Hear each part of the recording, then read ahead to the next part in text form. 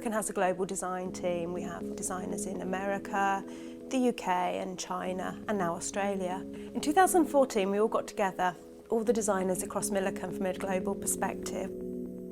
At this particular meeting, we put together some trends and some thought processes that we felt conveyed where maybe popular culture or the way we were living, the way we were thinking was going, but also how this could maybe affect carpet and the flooring industry.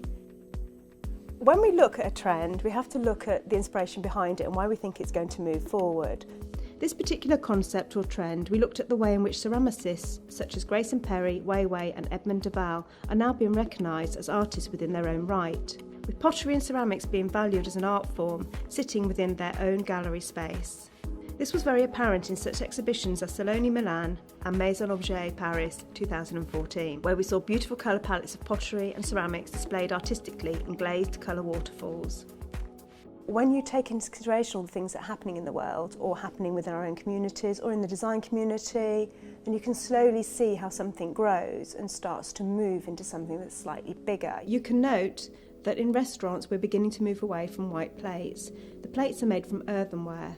The colours are beautiful and they reflect the food that we're eating, so the food and the plates have some synergy together.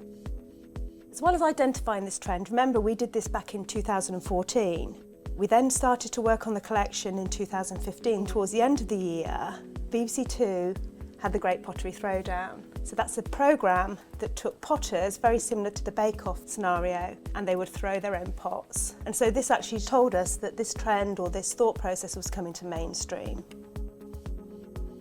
I don't necessarily think this particular collection is about the pottery and ceramics themselves. I really think you have to relate it to its colour palette. So at the moment there is definitely a surge in creative craft pastimes. Rediscovering this traditional art form, I think, has led to many creative workshops and pop-up pottery studios starting.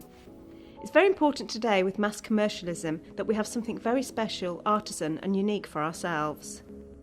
So Jackie Jones, senior designer, took the inspiration, the colour palette and used it as a basis to begin her design work on GlazedClay. GlazedClay is a really beautiful product to work with within your interior space. Some colorations within the collection provide a higher level of contrast in terms of tone and pattern, with others providing soft and delicate vision. Names such as kiln wash, pin dust and overglaze all give narrative to the traditional craftsmanship of the artistry of the potter. It has different levels of lustre and pile height, with matte and gloss stylising that emulates the creative expression of pottery.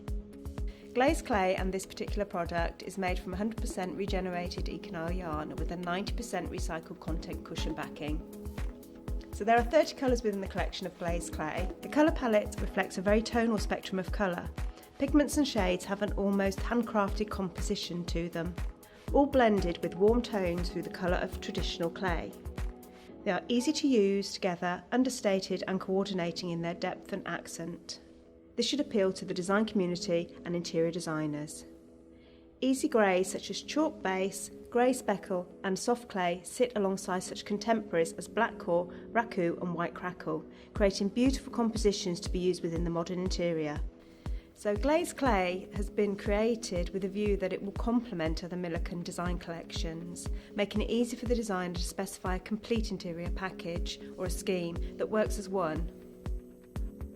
The design is laid in a brick format. I think this enables the designer to be innovative with the colour palette. They can build colour and layouts and various combinations throughout their interior.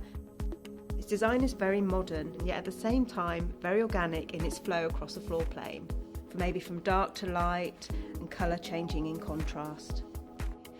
It'll be really interesting to see where this craft movement goes from here, as Milliken is part of it in 2016 with our collection GlazedClay. I'm sure its journey has only just begun.